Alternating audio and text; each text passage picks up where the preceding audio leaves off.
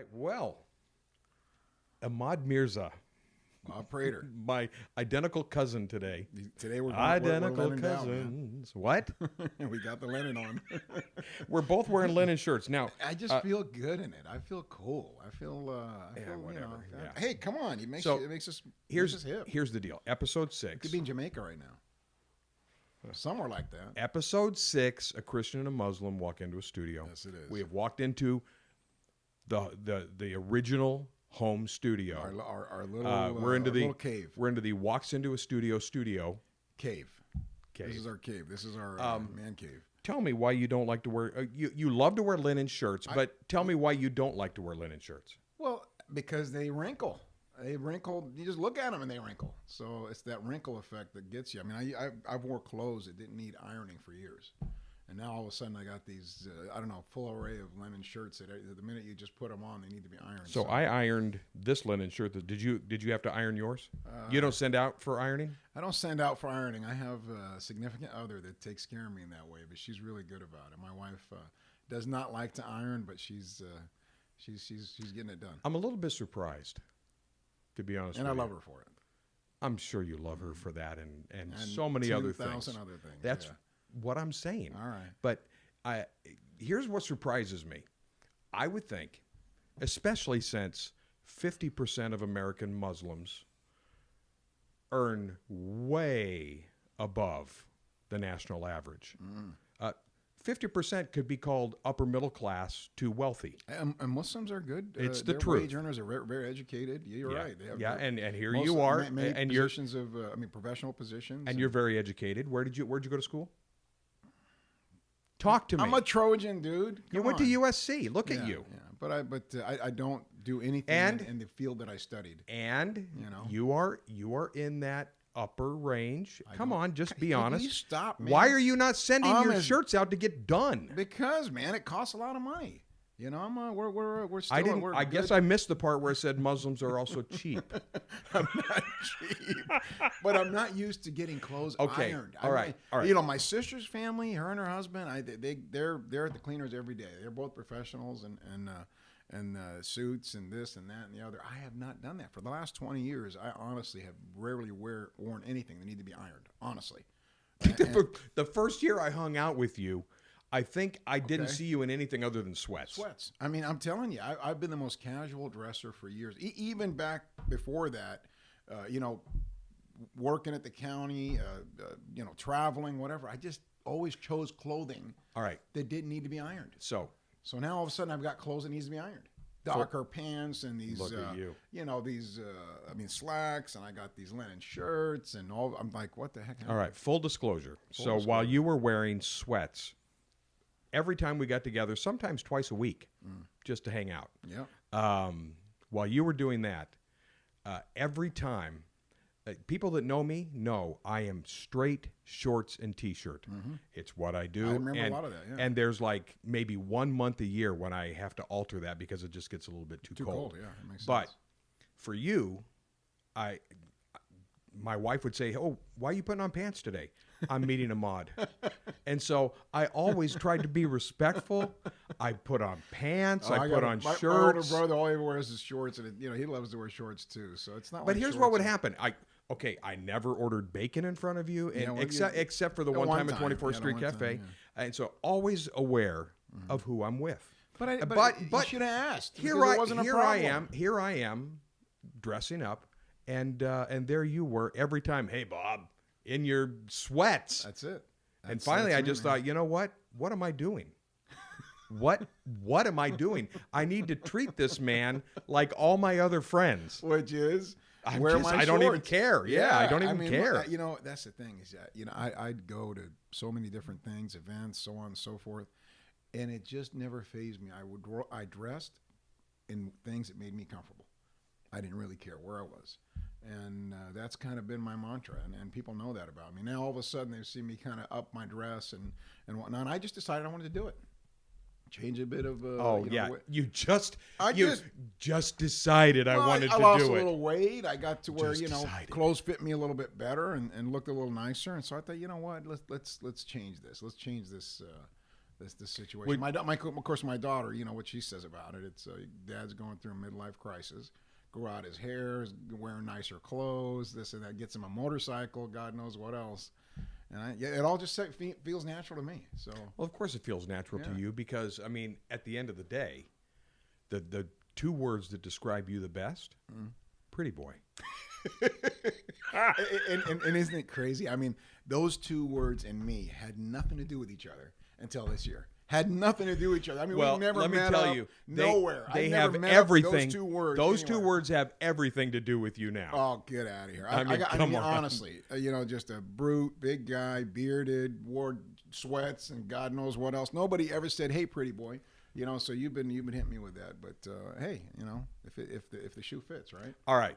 One more full disclosure before we get into some meat. All right. I've had some issues with my back and my neck. I've been going through some stuff. So in the last couple of days, I've been taking some narcotics. Well, I said this morning. I was telling Brandon this morning. This guy's feeling good. Something good listen, I'm not on anything today. All right. Well, but at least I we don't have an know if idea. maybe my system is still in there because I feel a little bit. I'm in a pretty good mood today. I just thought your wife made you a really good breakfast, and you just got that coffee just right this morning. So here's how it goes in my house. The alarm goes off at 5:30, except for today. I've got these dogs, and Tucker is he's my big dog, and I hear him crying at 5 in the morning. I hear him like, yeah, my Bailey. and I'm going, well, what's going on? And so I thought maybe somebody's trying to get in our house. I look around and it's 5 in the morning, and I go out, and he's on one of our good chairs, which he knows he's not supposed to be on. Right? But we have this huge footstool that I was doing some stuff yesterday, and it got pushed up against the chair, and there were things on that, and so he was afraid to get down. I don't know how in the world he got up there. All right. And I said, "Are you okay?" And he's just looking at me and he's whimpering. So I pull that away, and all of a sudden it's like the dam broke, and he's running around the house. But normally, 5:30 in the morning, that alarm goes off. Okay. I usually wake up before the alarm, and I'm the one that gets up because my wife is the breadwinner. You know this. She is the breadwinner. I shout out to my wife, Danette Fay. Danette Fay Traitor. She brings home the bacon. She's been a teacher for almost 20 years. And so when we get up, when I get up, I feed all the animals. I make coffee. And then she gets oatmeal or cream of wheat, some kind of a hot cereal with fruit in it and nuts. And well, I got to shout out to her too. I mean, putting up with you all these years the way she has, well, I got to give her a big shout out. Taking care of my friend. Yeah, that's where this needed to go. Staying patient with your way. No, you definitely. That's a wonderful thing. Staying patient with my way. Your ways. What do you mean by my way? Your unpredictability.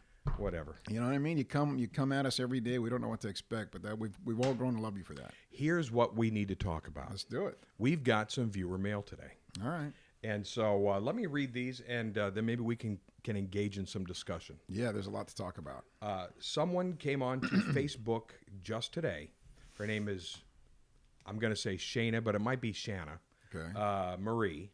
And she said, how does a woman approach a Muslim man in speaking with generally, but even speaking of spiritual things? Now, the first time I read this, I thought she was trying to date a Muslim guy.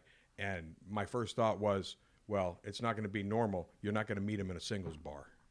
Likely not. I mean, it's not to say that there aren't Muslims like Christians and Jews and others that don't go to bars. They do, you know. Right. But yeah, likely, you know, it's not the hangout. So she's probably, though, speaking of just how do you approach them, especially if you want to have a spiritual discussion. Spiritual conversation. What's a good way to approach?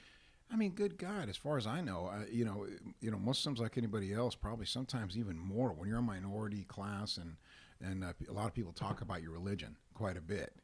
You know, you're kind of ready to go. You want to discuss religion and spirituality and things like that. So I would think just a normal normal introduction and just say, you know, really curious. Are you Muslim? And if so, you know, if they say yeah, then you would say, well, you know, it's interesting. I'm a Christian, and I really just thought it would be neat to talk to a Muslim about, you know, their faith or so on and so forth. You know, Muslim men get a lot of, you know, bad media for being this, that, and the other, you know, I mean, things like that. I mean, I know if somebody approached me, asked me about faith or my faith or why I grow my beard or whatever, I'm ready to go. I'm excited. Yeah, let's talk. Let's sit down and chat. Yeah, you are.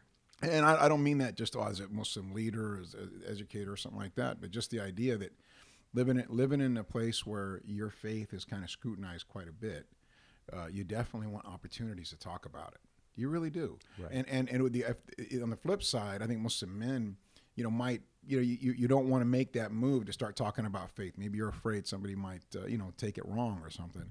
And so they might take it very well.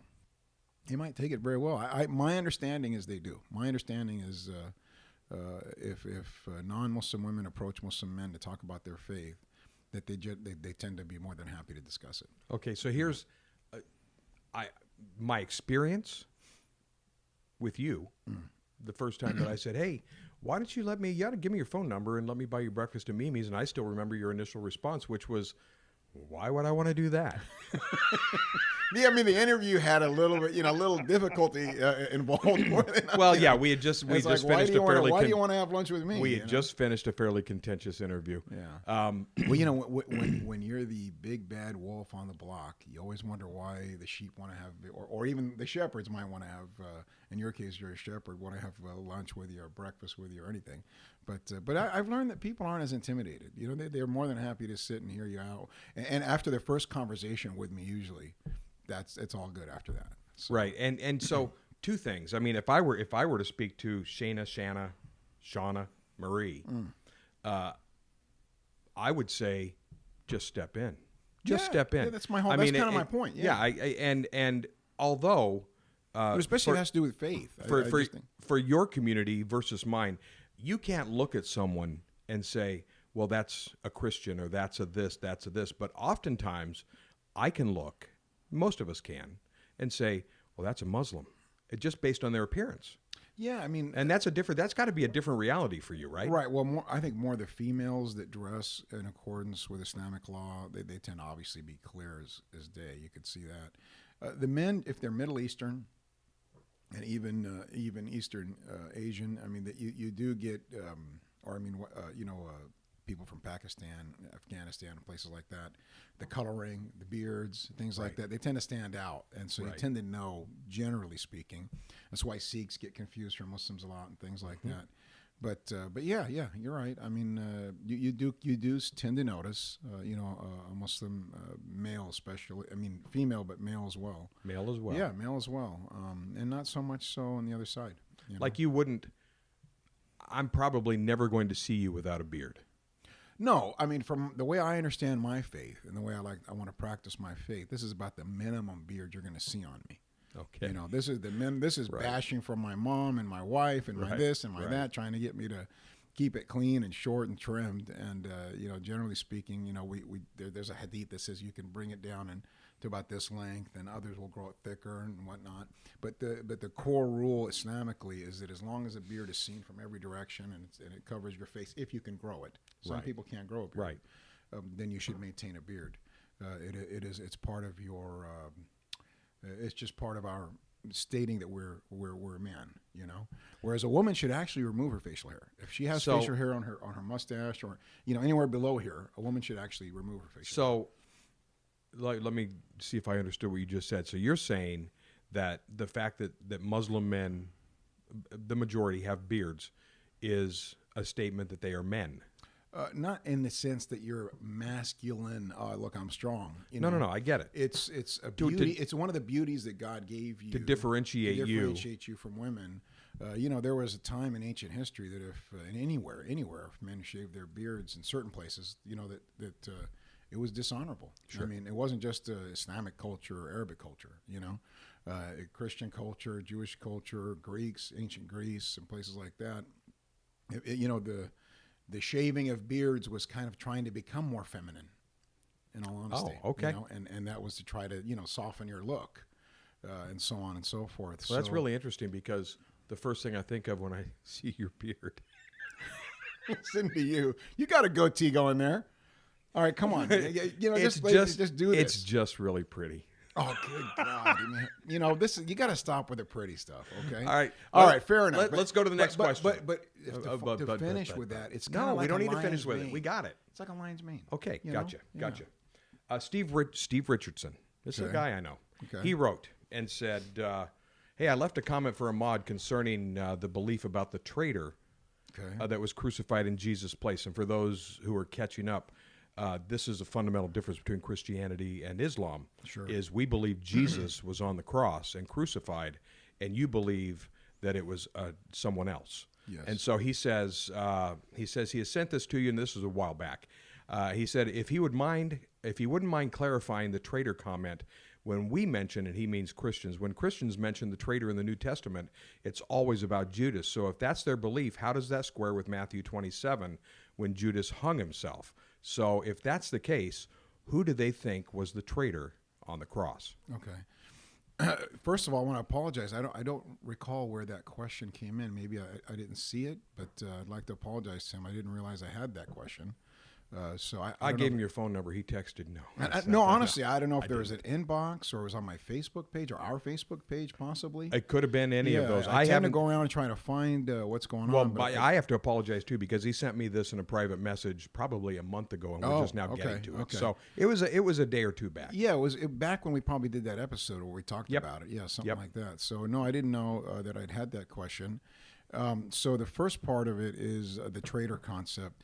Yeah, most of our classical scholars, myself, my belief, some have a different belief on this, is the traitor who was known in Christendom or in the Bible as Judas Iscariot, was the one that ultimately fell into the trap that he set for his master. Okay, and so if you read through the book of Psalms and others, and specifically Psalms, you put a lot of the verses together, and you'll see that there was an attempt by the nations and the rulers and the kings to harm and kill and destroy God's chosen one, and that their attempts would be in vain, that they would fail in what they were trying to do, and that God would actually save and deliver him. And then it talked about this companion of his, a very close, confidant companion, so on and so forth, who actually turns against him, tries to set up his demise. And he actually, in Psalm 7, I believe, he falls headlong into the very trap that he set for his master, and that he would actually wear even the crown of thorns in a sense. He says, how does that square with the verse in the Bible that says that he hung himself? And right. and I agree. I'm really concerned with that verse because when we see what Jesus, peace be upon him, said about Judas Iscariot himself, about the traitor. In the Gospels, he said that woe to him. He called him the son of perdition. Mm-hmm. And perdition, if people out there aren't aware of that term, it really means utter destruction. Mm-hmm. That this individual is the son of utter destruction, that God would utterly destroy this man. Okay? And he said about him, woe to him. It would be better for him had he not even been born, which very easily to articulate what that means is that it's better for this man. He would hope to be just dirt rather than have a soul. He would just rather be dirt. Okay? Now, when you take those statements, son of perdition, woe to him. Woe is waylahu. Waylahu is when a prophet or messenger say waylahu, woe unto you, you better step back. You're in some trouble. God's got something for you that's not very good. Okay? And so to reconcile those verses with a man who becomes very repentant and remorseful and grieved at his actions to the point that he returns all the property and actually hangs himself, it's a bit odd. I know somebody else might say, well, he committed suicide, so he's a son of destruction in that case.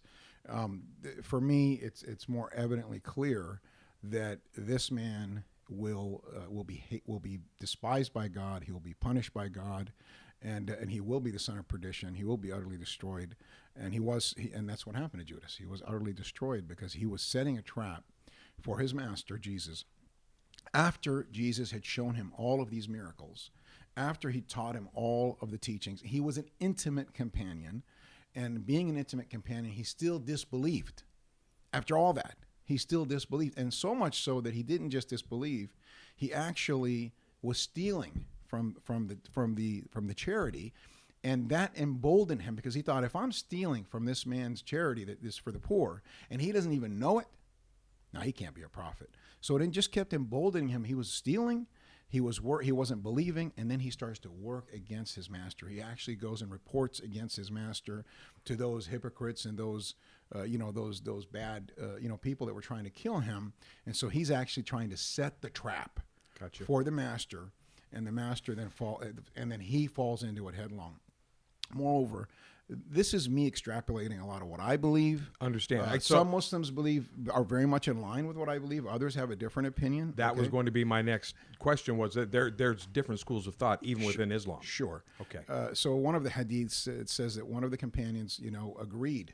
Okay. One of the youngest and so on agreed and took this role on, fully willing. Okay. And that Jesus asked his companions who would do this for him. I'm not of that school. I'm not of that school that believes that. I'm of the school that believes that God punished the traitor, that he made him to appear like Jesus, and they believed they were actually beating, hurting, harming Jesus himself. And that's why that's why this man was so confusing when he was being interviewed by Herod or by Pontius Pilate and so on and so forth, is that he was saying things that sounded like they were crazy. And this is a miracle that we believe in. But to give it a little more weight, there are verses in Luke and other Gospels and where the Satan comes to Jesus, okay, and he's testing him, if you will, and he's doing all these temptations. If you recall this. Well, one of them culminates, and he takes him to the top of the temple, okay, and he says, "It has been written about you that God's angels will protect you throughout your life, so much so that your foot will not dash against a stone." Mm-hmm. Okay, that you won't even have that minor encumbrance or that minor pain where you might get a little damage to your toe, right? Right. So why don't you throw yourself off of this building, mm-hmm. right? And what's Jesus' answer? What does he say to him? Well, I'm asking.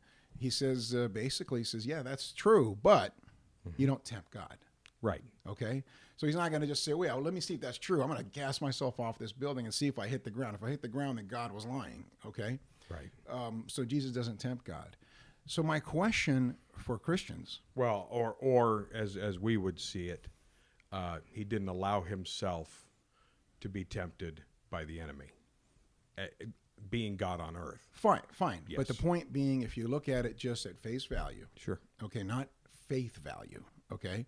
You're looking at it from your faith. Ooh. Okay? Ooh. You like hold that, on, huh? Hold on. Write that down. Face value. Versus faith value. Okay? I believe that it's understandable, and I respect that's your faith. Okay? But if we just look at it for what's happening here, Satan is talking about a third entity. He's talking about God commanding his angels to protect Jesus, so much so. Sure. This is a command from God. They can't fail in this. If they fail in this, that's going to be problematic. Right. So much so that he cannot dash his foot against a stone. That's the amount of harm that cannot come upon him. Cannot come upon him. So my question to Christians has always been, have you sought out where that prophecy, where that verse is? Have you sought out where it is stated? To find, because then here's what we do know: if you go and seek out where that verse is stated, you know for sure those verses in that chapter are talking about Jesus, the Son of Mary. They are, because it's confirmed in the gospel and by Jesus himself, right?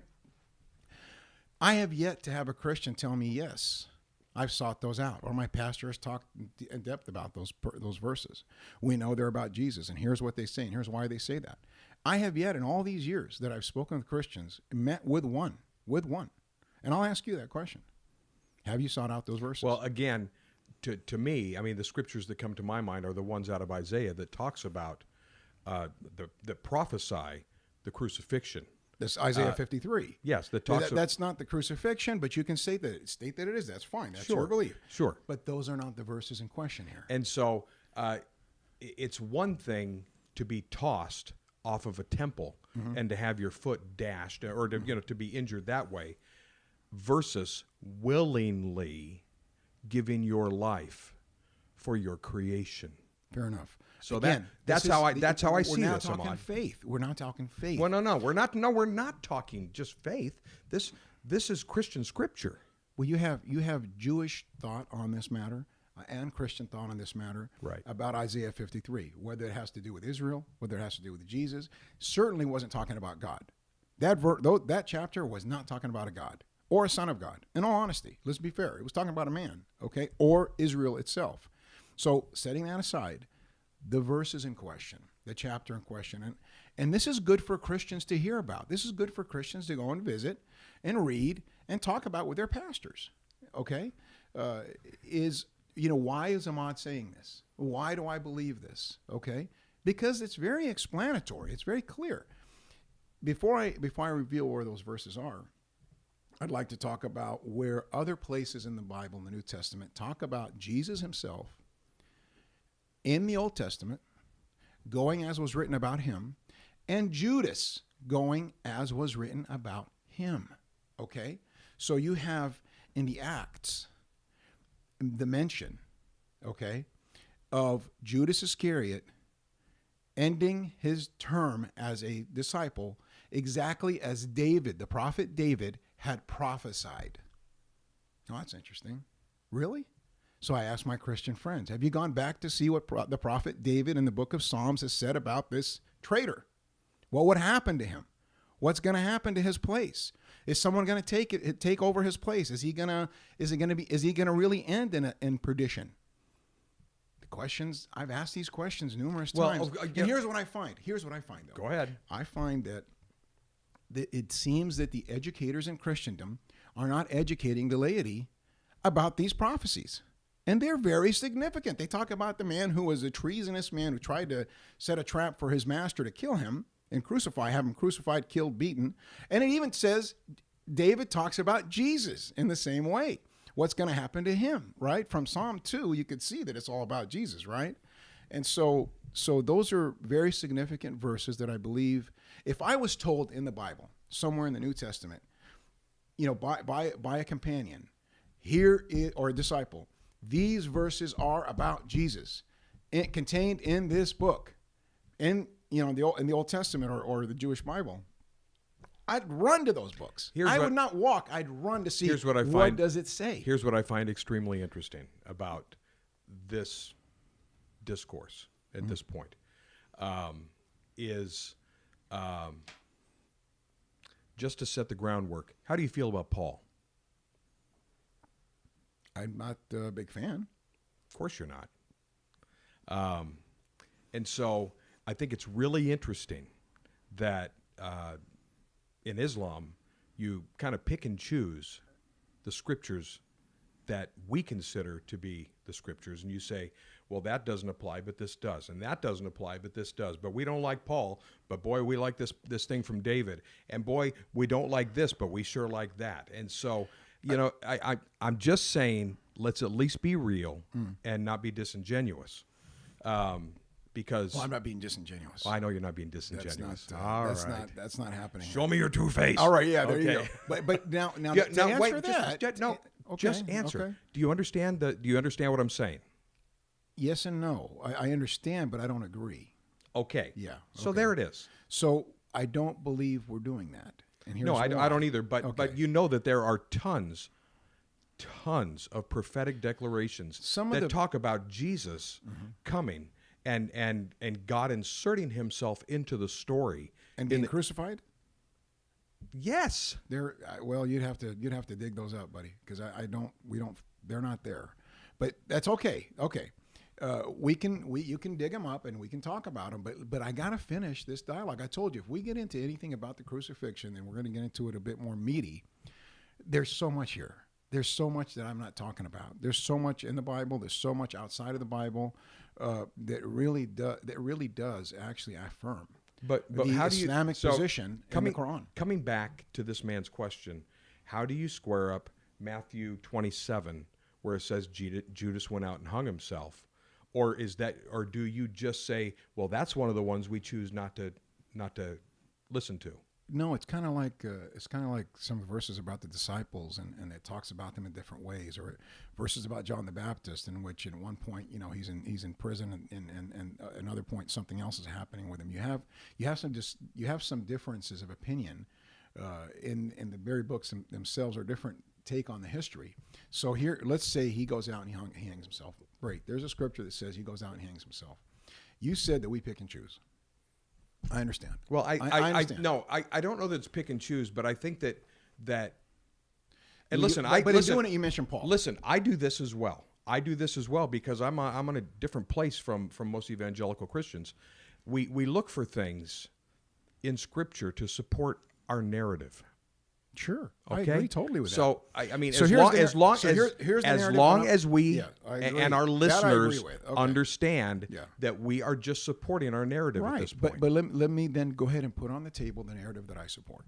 Here is the narrative that I support that I believe has been the eternal narrative from God. Okay, God is one. He cannot be. He cannot be two, if three, it's the or more. eternal narrative, then why didn't it start before the 7th century? Well, let me go ahead and see if it did or if it didn't. So here's my narrative that I'm going to continue to support. Right? God, there is no God but God alone. He cannot be. No one can be associated with God. God cannot be likened to anything in His creation. God has never become creation. Okay, that would be So we are not made in God's image. not in that sense. No, God in no Gotcha. way does He walk around with feet and hands Yeah. and and all that, those And kind see, of this things. is another This example. This is God because as- Genesis 1 says that we are. Fair enough. And so here we are. So that's why- You're taking the very first chapter of Scripture of the Pentateuch Mm-hmm. and saying, well, and Moses is your guy, but we reject what Moses said here because it doesn't support the narrative. Well, again, we both have agreed in studio, right, that we don't believe everything in the Bible is exactly true. That there are verses and scriptures there that seem to have been supplanted or written in by men, maybe innocently, explaining something that they didn't fully understand. Okay. Now, if the image issue, I would go ahead and interpret it differently and say we have the willpower that God has willpower. We have willpower. Okay. We have an eternal soul that was given to us from God. Okay. But are we like God? No, we're not like God. God is eternal, absolute, unchanging, cannot be in any way compared to His creation, so that no one ever will worship anything else but Him. Okay, so this thing that I'm putting on the table, this narrative, there is no God but God alone, and nothing can be likened to God. You must obey God, love and fear God. You must do good deeds, and when you sin, you must repent. Now that narrative, yes, I will support it Okay. until my last days, hopefully. I got Okay. you. So now, when you go to the Bible and you find somebody speaking something different than that, something went wrong. Paul was one of those that was very, very bold in speaking something different than that. I wasn't the first person that said this blasphemer. You had the Christian disciples themselves having issues with Paul. You had Jews, Orthodox Jews in those days having issues with Paul. You just called Paul a blasphemer. Yes. Okay. Yes. Continue. Meaning, if he says that God had a son, or that God was a third of three, or that God's law is no longer relevant, he is blaspheming against God. And so that's what they thought in the first century. That's why they tried to kill him. They said this man is blaspheming against God. Now, Paul is somebody who did pick and choose. He did. If you study Paul, there are some very, very skilled secular writers that have pointed out a lot of his hypocrisy and how he picked and chose from the Old Testament, from the law, things that suited his needs and then he threw away things that didn't suit his needs. Okay, and so we do have a man who did pick and choose. Well, from here's the law. another one that picked and chose. Jesus. Every week we have this discussion where he says, "You've heard it said this," and he's speaking of Moses. Right. And I'm telling you, it's this. But he did say that not one jot or one tittle of this law, okay, would diminish, and that anybody who taught other than the law of God would be the least in the kingdom of heaven. He did said say that? that. Jesus said that. Okay, according to the Bible. All right. But let me finish this dialogue. One jot and tittle of what? Of the law, of the book of Moses, of what the law of God is. I mean, that's what he's referring to. It's right there in plain Okay. English. Well, in plain You know? English. Well, yeah, but see, you to me sound like a Christian who says, in the beginning was the Word, and the Word was with God, and the Word was God. And if you knew how many Christians use that to say, see, that the Bible was there the whole time, and that's not what that was referring to. Again, I think that scholarly criticism of a lot of these translations and these writings, and even at their origin, should be considered here. But setting that aside, let's just go back to hold on. to where. Hold on.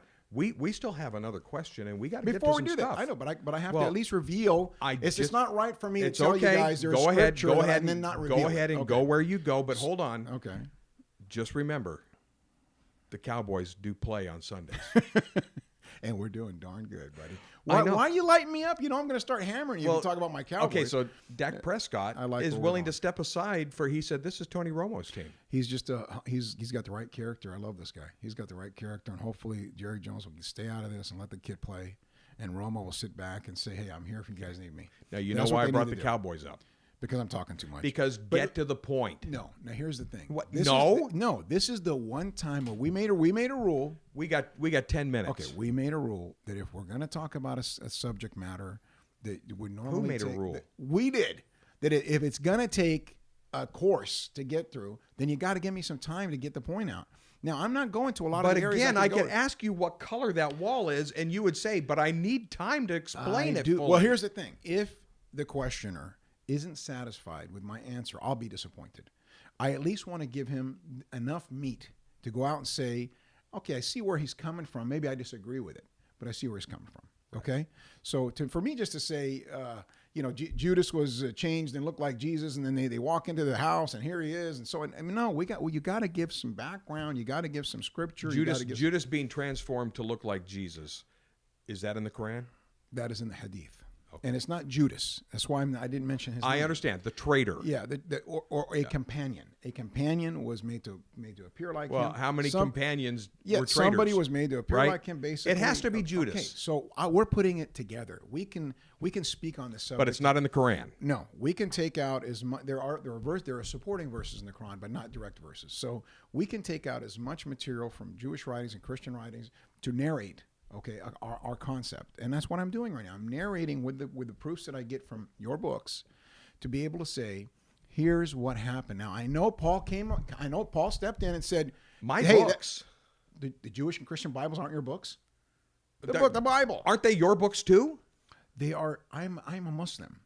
Okay, I believe that those books existed. I honor those books, but I don't have to follow them in my everyday life. We both share Abrahamic faith. Yes. Okay. Thank you. Is the Quran my book or your book? And is the Quran my book or your book? And you do pick and choose from my books. Is the Quran my book or your book? It's your book. Okay. Do people pick and choose from the Quran? No. Really? I don't. How often do people? Did I say does Bob? I said do people. Good God, Bob. There are over 6,000 verses that talk nothing about killing or anything, and 100 or so that do, and that's all they ever talk about. That's all they ever talk about. They never get into the 6,000. That's actually our next question, if we can get there. So let me divulge the information. We have got 5 minutes. Okay. Psalms, chapter 91. I knew you were going to Psalm 91. Where else can you go? So there are many other supporting verses. Don't get me wrong. We can go down. We can really break this. I wrote about this. I actually wrote an extensive narrative. Rough draft about this entire matter. Psalm 91. Go read those verses. Know for sure that it's talking about Jesus, and find me there where he was crucified. Okay, and if I were to get into the Islamic description of what happened to him then, and what will happen to him in his second coming, those verses fit him like a glove. And they fit the Islamic explanation like a glove. Sure. So what authenticates that chapter is Luke 4, for example. Authenticates the reality and acts that, yes, David spoke about Jesus, and yes, Jesus, yes, that's true. That was said about me, but I'm not going to tempt God. So then what happened? Nothing would touch him. No harm. Not any kind of destruction, not pestilence, not wars, nothing would all fall on his side. Nothing would touch him. And God would raise him up and he'd protect him. Okay? And then he would satisfy him with long life. Not eternal life, long life. That means that he would grow old and die. So if we get into the hadiths about his first coming and his second coming and go to chapter 91, we'd be pretty surprised at what a direct fit it is with Jesus' life and why he wasn't crucified. All right. Okay, so just because I like to get the last word. Don't ask questions like that if you're not going to give me time. Once again, just know that we have these scriptures, which we call the Old Testament and the New Testament, and you freely go back and forth between them. and I quote take them liberty. as scripture. However, it's just like, the moment you say Paul is a blasphemer, every Christian knows that, yeah, you're not reading it quite the way that we see You things. don't have to make me sound so mean. What do you mean I mean? talk about people thought Paul was a blasphemer because of the concepts that he brought up. Have you ever heard now, it? I'm saying to you that his concepts were considered blasphemy against God. I was trying to get the last word in. Okay, that's why do you it. have to come back Well, you don't at have me? to make me sound like some guy screaming in the streets, Paul's a blasphemer, Paul's a blasphemer. Well, I just want people to understand All right, well, it's a picking and choosing thing for Islam. It just No, is. They're doing it to my book every day. Okay. Every day they're picking and choosing. Every day. High five me. All right. All right. Another one in the can. Bam. All right. All right. This guy makes it so hard on me. He does not cut me any slack.